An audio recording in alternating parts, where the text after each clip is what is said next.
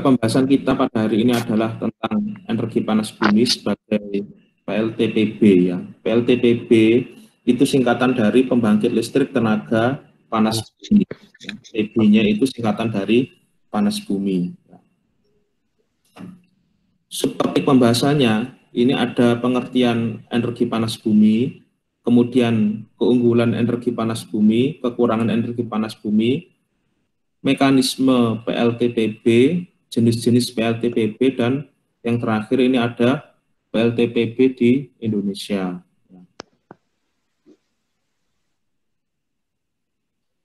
Pentingnya pemanfaatan energi panas bumi. Undang-Undang Republik Indonesia nomor 21 tahun 2014 tentang panas bumi. Ini dasarnya ya. Jadi pemerintah kita itu sudah memberikan undang-undang khusus tentang pengelolaan energi panas bumi. Undang-undangnya juga cukup baru juga ya, ini tahun 2014. Sebelumnya juga sudah ada ya, tapi ini disempurnakan lagi tahun 2014. Mengapa energi panas bumi ini penting? Ya. Yang pertama jelas ya, energi panas bumi itu adalah energi yang ramah lingkungan. Ya. Karena energi panas bumi ini sebenarnya prinsip kerjanya itu mirip dengan PLTU, tetapi berbeda dalam sumber panasnya. Kalau PLTU itu sumber panasnya berasal dari pembakaran batu bara. Kalau energi panas bumi ini sumbernya berasal dari magma di dalam perut bumi. Magma di dalam perut bumi itu mempunyai energi panas yang nantinya energi panasnya itu digunakan untuk memanaskan air bawah tanah. Ya. Sehingga ini energi panasnya bisa dikatakan gratis ya. Kita hanya perlu membangun instalasi pengelolaan dan instalasi konversi menjadi energi listriknya. Kemudian potensinya khususnya di Indonesia potensinya sangat besar ya, energi panas bumi itu. Karena kita ketahui sendiri Indonesia itu merupakan daerah yang dilalui cincin api ya. Cincin api Pasifik ya. Untuk gunung berapinya sendiri itu sangat banyak ya, terutama di wilayah Jawa ya, Jawa, Sumatera ya banyak ya, sampai daerah NTT, Maluku itu sangat banyak. Ya. Gunungnya itu yang masih aktif maupun yang sudah apa ya, tidak aktif tapi masih mempunyai potensi untuk digunakan sebagai PLTPB itu tidak sedikit juga ya, banyak ya. Kemudian selain itu pemanfaatannya belum optimal ya. Di Indonesia ini khusus untuk PLTPB itu pemanfaatannya masih belum optimal. Ya.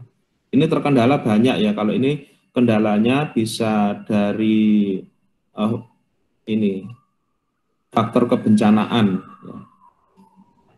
Jadi tidak semua gunung, ya, tidak semua daerah di pegunungan yang aktif itu bisa dibangun PLTPB. Ya. Karena perlu ada survei kegempaan. Ya. Jadi gunungnya itu yang diharapkan itu masih aktif ya, tertidur ya. Tertidur itu bukan mati ya. Jadi tertidur itu lama tidak meletus itu tertidur. Ya, kemudian masih bisa menghasilkan panas.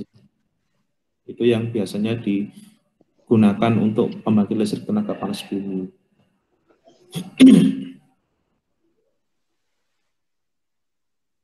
Nah, sehingga perlu didorong dan ditingkatkan secara terencana dan terintegrasi guna mengurangi ketergantungan terhadap energi fosil. Ya, ketergantungan terhadap energi fosil kalau untuk energi listrik itu ketergantungan terhadap batu bara ya yang paling banyak itu. Terhadap minyak bumi terhadap diesel ya, terhadap solar itu juga tidak sedikit ya PLTU yang masih menggunakan solar minyak bumi juga ya. Tapi sekarang sudah diganti dengan hulu ya untuk keperluan industri pembangkit listrik.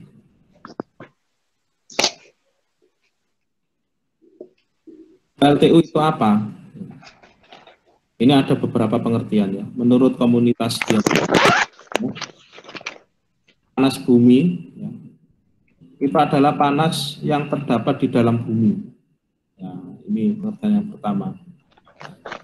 Panas yang terdapat di dalam bumi ini karena ada keberadaan magma di dalam perut bumi.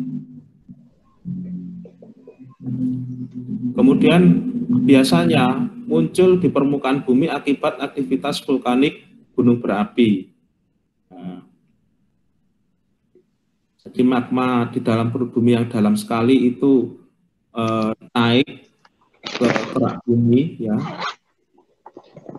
di antara jalur-jalur magma itu yaitu bisa membentuk gunung berapi ini ya. Panas secara kontinu yang dihasilkan di dalam bumi ya, ini pengertian yang ketiga ya. Kontinu ya karena dalam jangka waktu yang sangat panjang ya, 24 jam, kemudian waktunya sangat lama itu di dalam bumi itu menghasilkan panas. Terbentuk pula dari peluruan material radioaktif seperti potasium dan uranium. Ya, ini ya apa namanya zat lainnya. Ya, sebenarnya yang dikehendaki itu adalah steamnya kan ya. Jadi uap air yang terpanaskan. Tetapi bisa jadi dalam pengambilan uap air di dalam tanah itu ada zat-zat yang terikut ya. Yang banyak itu potasium ya, garam-garaman ya. Kemudian tak jarang juga itu uranium juga ada, tapi porsinya sangat sedikit ya. Sumber panas bumi ya, itu bisa berasal dari yang pertama itu uap alam. Kemudian air panas ya. Ini sama ya, uap alam itu di pegunungan, kalau air panas itu juga ya dekat pegunungan. Kemudian yang ketiga itu dari batuan kering yang panas. Ya. Jadi ada kalanya itu ketika suatu daerah itu digali, itu ada yang langsung muncul uap panas, ya, uap alam. Ini yang dikehendaki ya. Terus kadang itu ada yang muncul itu berupa tidak sampai menjadi uap, ya, tetapi masih menjadi air, tapi airnya panas. Yang ketiga itu digali, ya, loh nggak ada uapnya, nggak ada airnya, tetapi batunya kering dan panas, ya. Biasanya ini di daerah gunung-gunung yang banyak belerangnya itu banyak batuan kering panas ini. Yang ketiganya ini bisa berpotensi ya dimanfaatkan sebagai PLTPB.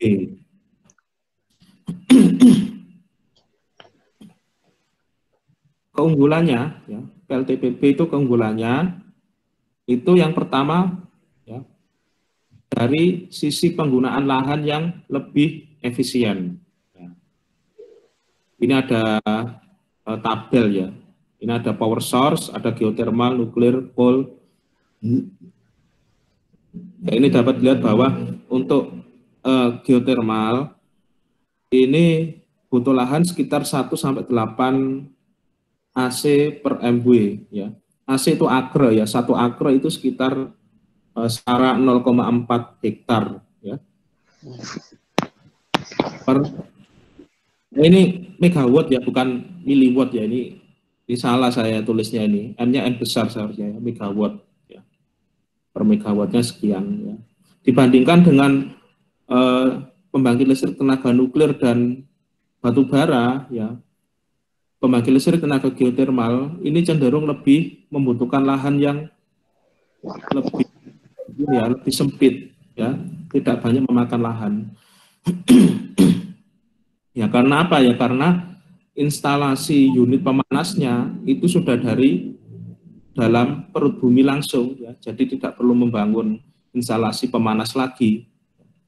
Ya ada kalanya perlu ditambah instalasi pemanas lagi kalau misalkan yang keluar dari perut bumi itu steamnya itu uapnya tekanannya masih kurang ya sehingga perlu dipanaskan lagi.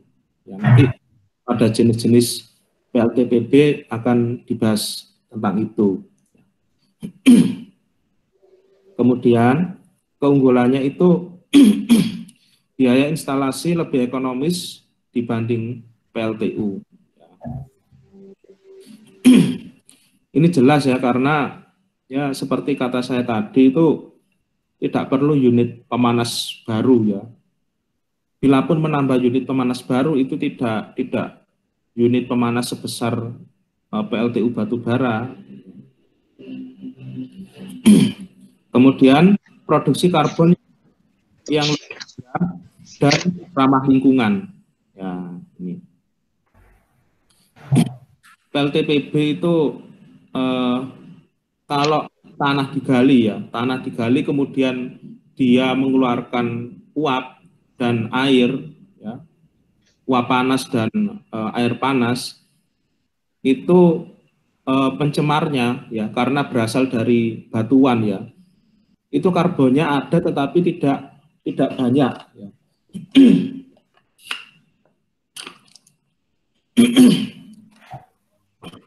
Tidak banyak ya. Jadi seumpama dia menghasilkan emisi karbon ya, baik karbon dalam bentuk grafit ya, dalam bentuk CO maupun CO2 ya, karbon dioksida itu tidak banyak ya. Di dalam perut bumi pun keberadaan karbon, CO dan CO2 dalam hal ini tidak banyak ya. Yang banyak itu malah biasanya kalau perut bumi dibor itu yang banyak itu adalah silika ya. Karena berasal dari ini ya, daerah pegunungan ya.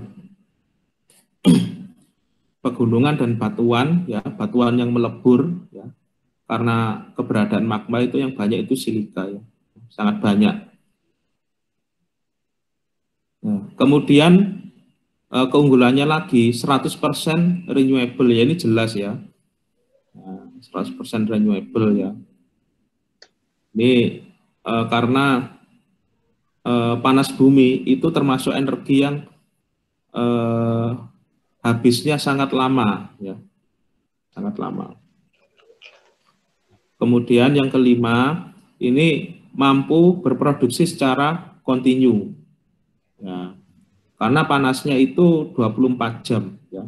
Tidak seperti batu bara ya, kalau batu bara itu kan batu baranya habis harus dipasok lagi batu baranya di dalam tungku untuk memanaskan air ya. Tapi kalau PLTPB ini di dalam bumi itu ya panas terus ya. Jadi bisa 24 jam beroperasi tanpa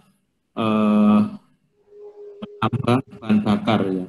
Paling dicek aja ya. Ini suhunya berapa, tekanannya berapa. Kalau kurang ya ada treatment khusus ya untuk menambah tekanan uap itu ya. Misalkan tekanannya diturunkan atau ditambahkan pemanas untuk memenuhi kebutuhan untuk menggerakkan turbin gitu ya. Kemudian tingkat ketersediaan sangat tinggi, ya, 95%. Sangat banyak. Efek lingkungan berbeda dengan bahan bakar fosil. Ya, ini jelas ya. Ini karena geotermal ya, tenaga panas geotermal itu tidak memerlukan pembakaran. Kemudian hemat ruang dan pengaruh dampak visual yang minimal. Ya. Ini hampir sama dengan yang ini ya, penggunaan lahan ini ya, hemat ruang itu.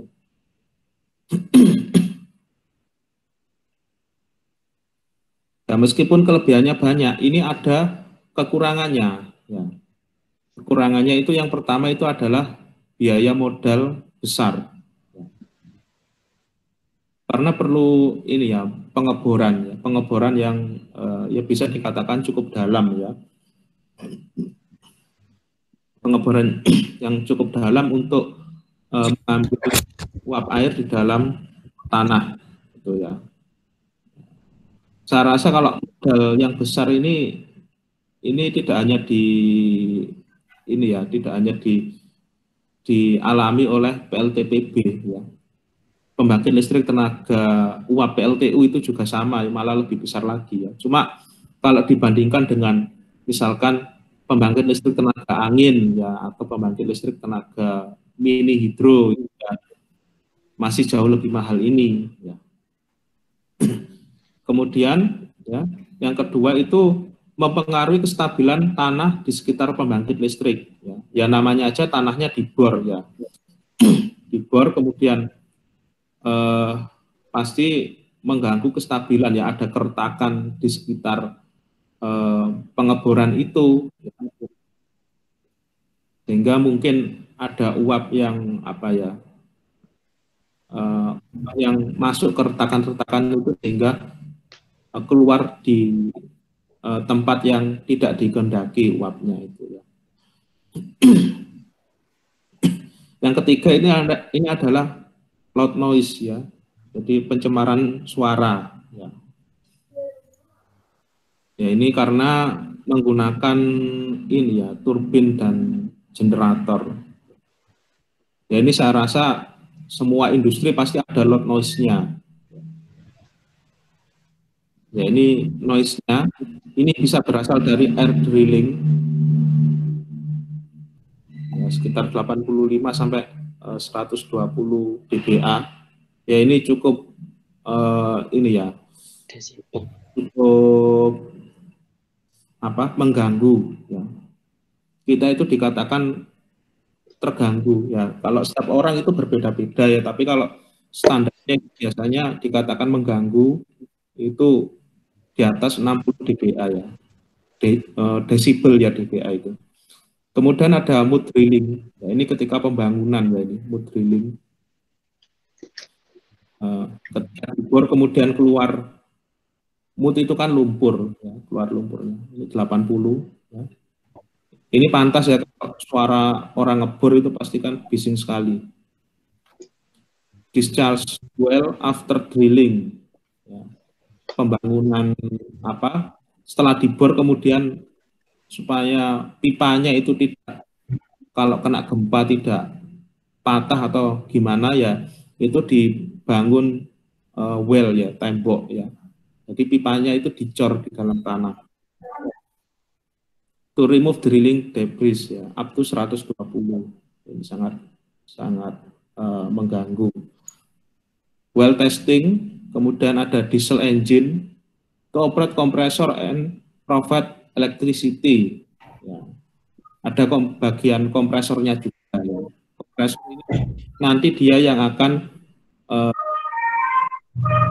mengkompres uap uap airnya, ya, sehingga dia lebih besar tekanannya.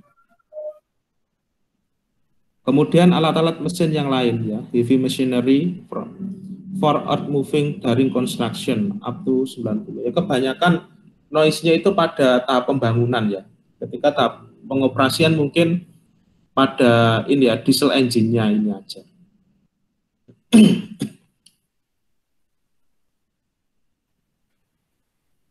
Ya, ini adalah cara kerjanya. Bagaimana cara kerjanya? Ya. Ini ada tanah ya, geothermal reservoir. Kemudian ini keterangannya ada yang merah itu hot ya, sangat panas. Kemudian ini ada kuning ya. Kemudian yang biru ini cool ya, dingin. Ya, ini dari dalam tanah karena dia itu geothermal reservoir, ya, maka uapnya ini bisa naik sendiri tanpa adanya pompa. Ya. Biasanya kalau misalkan pengeboran minyak bumi, ya minyak bumi dari dalam tanah itu kan dibor, ya. Kemudian untuk menarik minyak buminya itu kan butuh pompa. Pompanya itu bukan pompa yang kecil ya, pompa yang sangat besar ya, karena dari kedalaman tanah yang sangat dalam. Tapi untuk uap air PLTPB ya, dia itu naik karena ada tekanannya sendiri ya. Dia punya tekanan sehingga dia bisa naik ke atas. Ya ini sangat menguntungkan sekali ya, sangat murah sekali prosesnya ini karena dari sini saja kita sudah bisa menghemat energi pompanya ya. Yang pompanya itu bukan sembarang pompa ya. Ini ada pompanya sama sekali. Kemudian ini ada separator. Separator ya. Ini tujuannya misalkan ada debu ya atau silika ya, butiran silika yang terbang yang terikut oleh uap air. Dia akan dipisahkan di separator ini.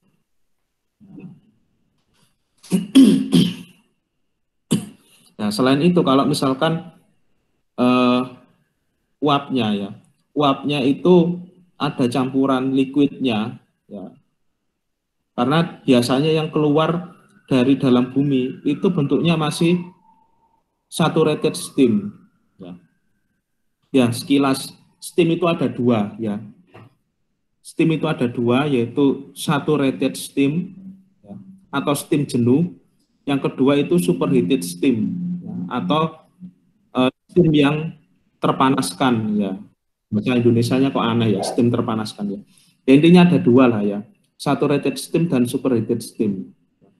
Kalau saturated steam itu biasanya steamnya itu masih ada sedikit campuran liquidnya. Liquidnya bisa terbang karena dia terdorong oleh uap air yang sudah fasanya sudah uap itu ya, punya tekanan ya. Itu saturated ya. Jadi ada campuran gas dan liquidnya, tetapi gasnya lebih mendominasi. Tapi kalau superheated steam ya, superheated steam itu sudah bisa dikatakan 100% uap ya. Jadi sudah tidak ada liquid-liquidnya lagi. Atau biasanya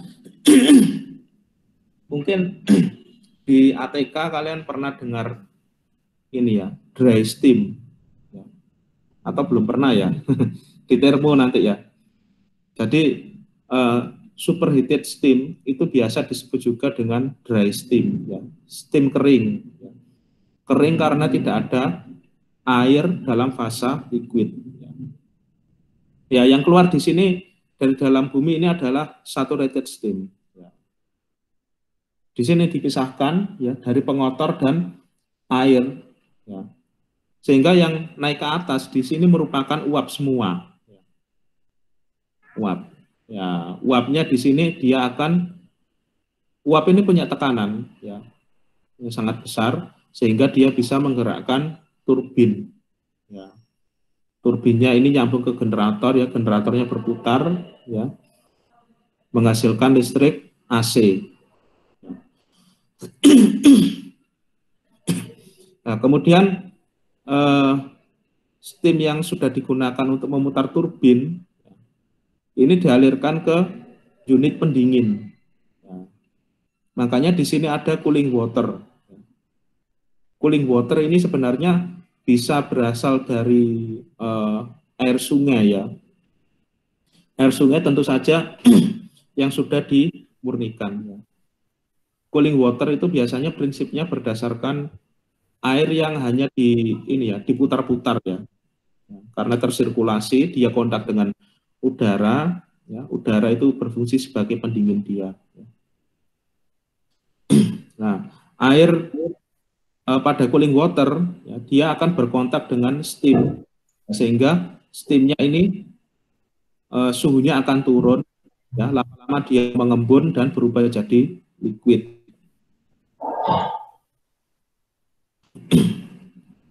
Nah, kemudian ini ya, kalau sudah jadi liquid, kemudian dia bertemu dengan air panas bertemu dengan air panas yang dari sini tadi yang telah dipisahkan di separator, dia dikembalikan ke dalam bumi. Biasanya dibuatkan sumur ya untuk dimasukkan ke dalam bumi lagi. Nah, setelah dimasukkan ke dalam bumi, ya, karena dia kontak dengan reservoirnya yang mana suhunya panas, maka air itu akan balik lagi jadi prinsipnya diputar perut bumi.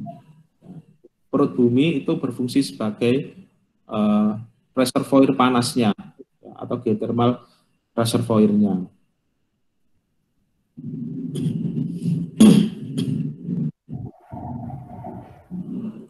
Oh, ini video sebenarnya ya. Ini sudah saya kasih gambar, sudah saya convert ke GIF, tapi bisa play ya ini. Bisa. Ya, saya terangkan aja ya. Dan nanti yang saya upload PPT-nya aja ya, biar bisa kalian play. Nanti. Ini adalah PLTPB ya, berdasarkan sumber panas di dalam perut buminya. Ada tiga jenis. Yang pertama itu adalah dry steam power plant. Dry steam, yaitu mengapa dikatakan dry? Ya. Karena uapnya yang keluar di sini, ya, itu sudah 100% uap, tidak ada airnya. Ya. Ini biasanya terjadi pada tempat-tempat yang memiliki panas di dalam perut bumi yang sangat panas ya, makanya dia sampai dry stream ya. Dry steam ya, jadi steam kering ya. Ya, yang di sini itu 100% uap ya, 100% steam ya. Kalau 100% steam ya, maka dia bisa langsung digunakan ya. Ya mungkin pasti ada separatornya juga ya, karena bagaimanapun dari dalam perut bumi itu banyak kotoran yang terikut ya, pasti ada separatornya. Ya intinya uapnya bisa digunakan langsung tanpa perlu pemanasan terlebih dahulu ya, digunakan untuk memutar turbin. Kemudian ini dikembalikan ke turbin lagi.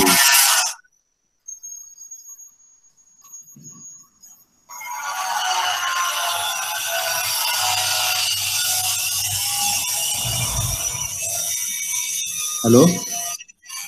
Halo? Ya Pak. Dimatikan aja Mas, itu suara orang motong itu.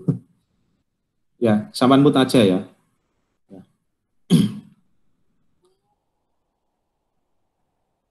Ini yang pertama ya, ini adalah dry steam. Tidak memerlukan pemanasan sebelum masuk ke turbin. Yang kedua, itu adalah binary cycle power plant. Binary itu maksudnya dia itu steamnya itu campuran. Ya. Jadi uap panas yang keluar dari dalam perut bumi itu merupakan campuran antara uap dan liquid. Makanya namanya binary ya. Biner itu kan artinya dua kan ya. Jadi biner itu artinya dua. Dua itu maksudnya apa? Ya. Dua itu maksudnya steamnya itu wujudnya dua fasa. Jadi ada yang liquid dan ada yang vapor, ada yang uap. Makanya namanya binary. Nah, karena uapnya itu masih merupakan uap campuran, ya, dan uap campuran itu pasti suhunya tidak terlalu tinggi. Ya. Suap airnya paling ya sekitar mendekati 100 ya, 100 derajat Celcius. Ya. Karena uapnya itu suhunya tidak terlalu tinggi, dan kalau suhunya tidak terlalu tinggi, biasanya tekanan uapnya itu tidak besar juga. Maka di sini ada unit pemanas. Ya. ada unit pemanas, tujuannya untuk memanaskan uap tadi ya. Jadi uap yang atau campuran uap dan liquid ya, itu dipanaskan kembali agar tekanannya ini layak digunakan untuk memutar turbin ya. Karena kalau tidak dipanaskan, maka ini tekanannya bisa kurang, tekanan uapnya bisa kurang sehingga tidak bisa menggerakkan turbin. Ya, turbin ini tentu saja bahannya dari logam ya, dan cukup berat ya untuk menggerakkan turbin ini, butuh tekanan yang tinggi. Ini ada pemanasnya.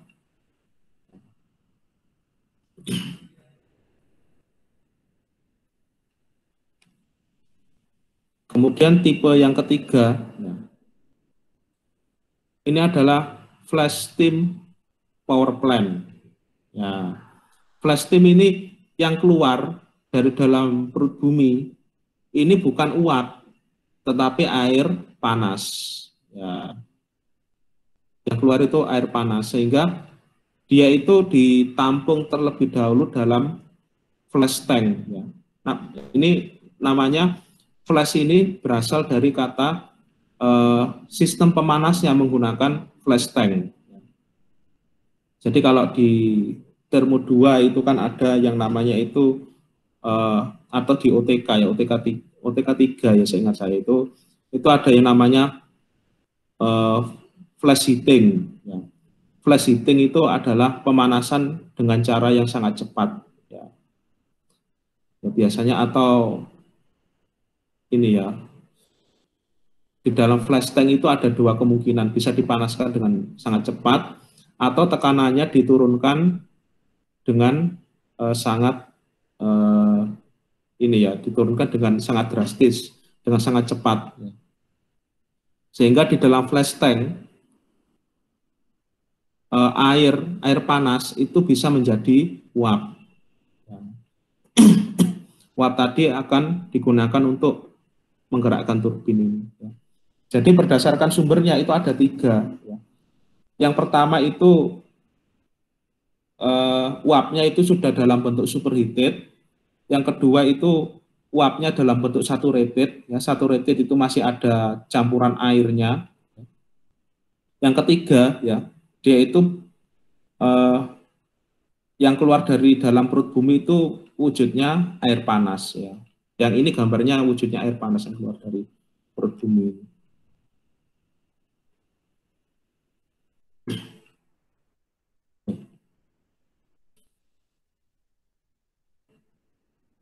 Ya, kegunaan PLTPB ya, bisa digunakan sebagai pembangkit listrik, ya. Kemudian bisa digunakan sebagai geothermal heat pump, kemudian penggunaan geothermal secara langsung. Ya.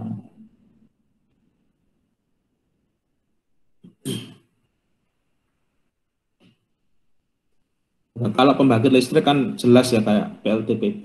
Ya. Kalau geothermal heat pump itu ini pompa pemanas ya. Biasanya itu di dalam industri kan ada proses pemanasan. Ya. Proses pemanasan ya, zat yang digunakan untuk memanaskan itu adalah steam. Biasanya ini pada reboiler ya. Ya, pada unit reboiler itu ada geothermal heat pump ya.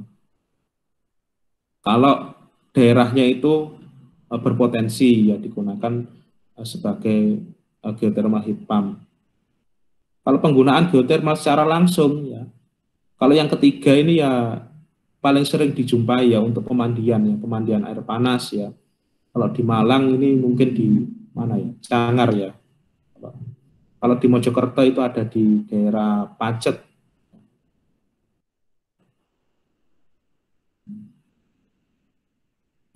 Penggunaan geothermal secara langsung ini ada agroindustri, perkebunan, perikanan, ya, yang masing-masing membutuhkan ini ya, membutuhkan panas ya, tapi tidak terlalu panas juga. Sektor pariwisata ya, pemandian air panas misalkan.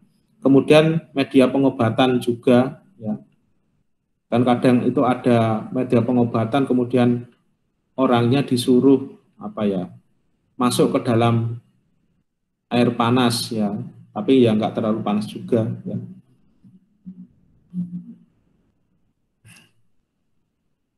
Ini adalah persebaran panas bumi di Indonesia. Ini datanya saya dapatnya ini 2004 ya, ini datanya. Ada Sumatera, Sulawesi, Jawa, Bali, dan lain-lain ya. Untuk di Sumatera ya, resource-nya, potensinya itu 7.983 MWE ya, megawatt. E-nya ini singkatan dari ekivalen ya. Ekivalen itu setara ya. Karena ini perhitungan perhitungan secara kasar ya, atau perhitungan secara cepat ya, maka ini ada E-nya, megawatt ekivalen. Kemudian reserve-nya ya, yang sudah dimanfaatkan itu 5.837 MWE, megawatt ekivalen. Sumatera, kemudian di Jawa ya, di Jawa ini tidak sebesar Sumatera ya, Jawa Bali tidak sebesar Sumatera, tetapi ya ini ya masih cukup besar juga. Ini. Kemudian di Sulawesi ya, di Sulawesi ini potensinya masih banyak sekali ya, resource-nya masih 1.000 sekian ya, masih 50% lebih di Sulawesi. Kemudian di tempat-tempat lain ya, ini potensinya sampai 2.000-an. Tempat-tempat lain ya, misalkan di daerah ini ya, yang biru-biru ini ya, di daerah NTB dan NTT ya, ini ada gunung berapinya juga. Ya, tapi yang banyak itu Sumatera, Jawa, Sulawesi, ini kan gunungnya banyak ya. Sumatera itu banyak gunungnya, apalagi Jawa ya, dan Sulawesi Utara ya, ini gunungnya juga banyak, ini sering gempa ya, daerah Sulawesi Utara.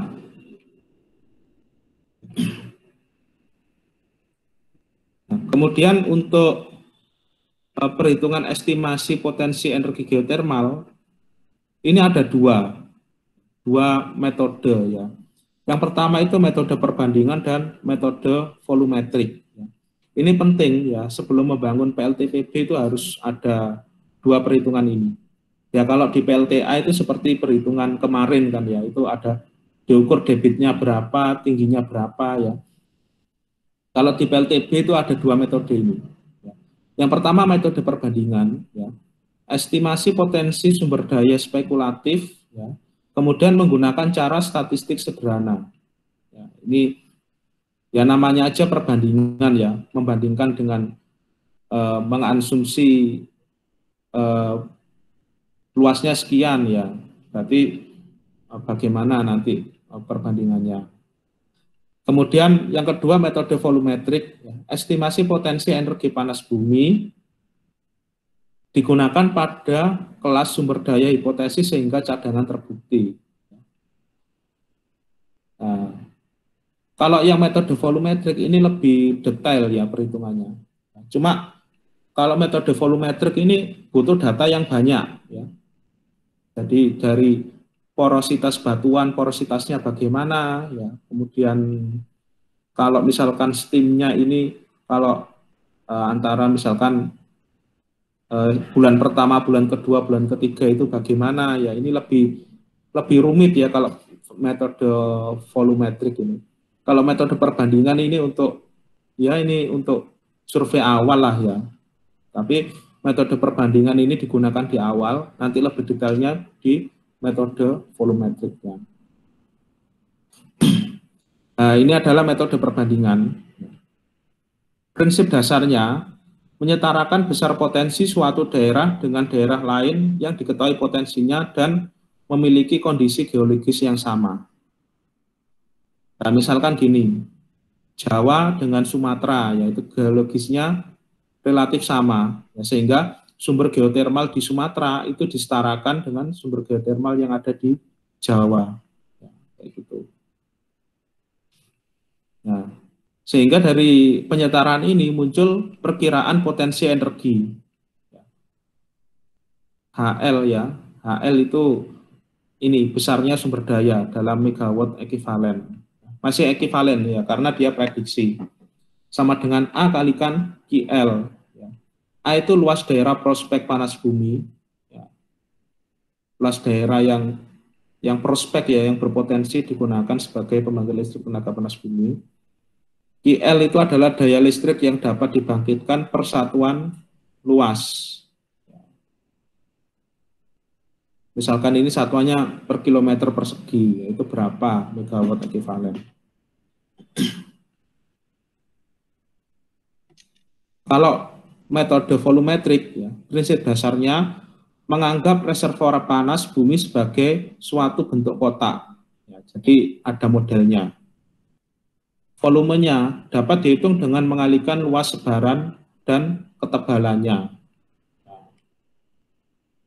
Ya, ini perhitungan metode volumetriknya ini lebih rumit kayak gini. Ya. Ini ya bisa dilihat sendiri ya, ini rumusnya, ya, panjang kayak gini. Kemudian ini keterangannya, ya. HE, kandungan energi panas, kilojoule ya. H, mengapa H? Ya karena dia itu entalpi. Ya. Kalau di termo itu atau di kimia fisika mungkin sedikit disinggung ya. Panas yang tersimpan itu kan diibaratkan dengan entalpi ya. Jadi entalpi di dalam perut bumi. Satuannya kilojoule ya.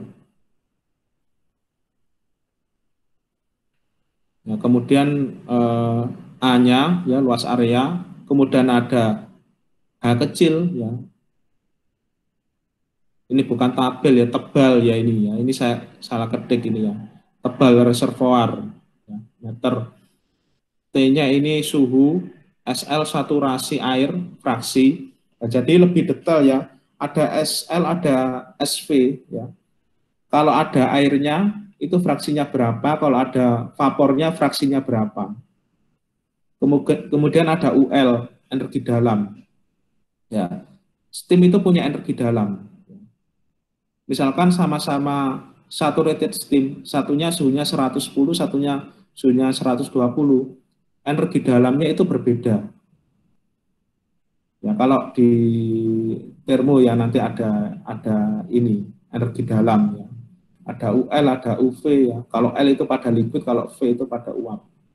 Kalau 100% uap ya berarti UL-nya sama dengan 0. Kemudian ada V ya. V itu adalah porositas batuan. Ada CR, kapasitas panas batuan. Ya. Jadi batuan itu per kilogramnya itu bisa mengeluarkan panas berapa banyak, yaitu kapasitas panas. Kemudian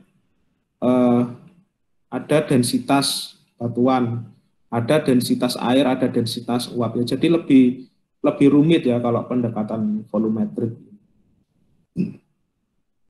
Tapi secara hasil tentu saja lebih bagus ya daripada metode perbandingan. Karena data yang dimasukkan itu faktornya yang mempengaruhi lebih banyak.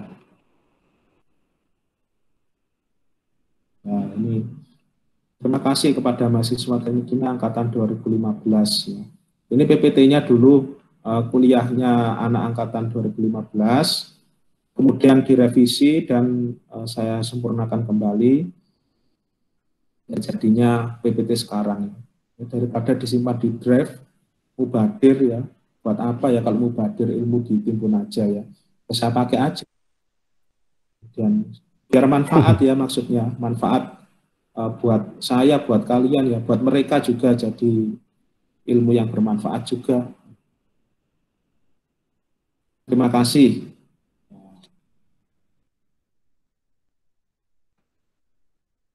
Ya, presentasinya udah selesai, untuk tanya jawab bisa langsung di WA group.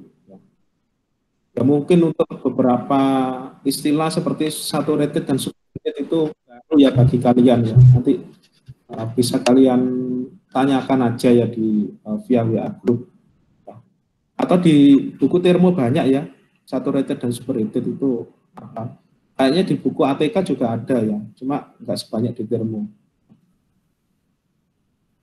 Sekian, terima kasih. Assalamualaikum warahmatullahi wabarakatuh. Waalaikumsalam warahmatullahi wabarakatuh. Terima kasih ya, Pak.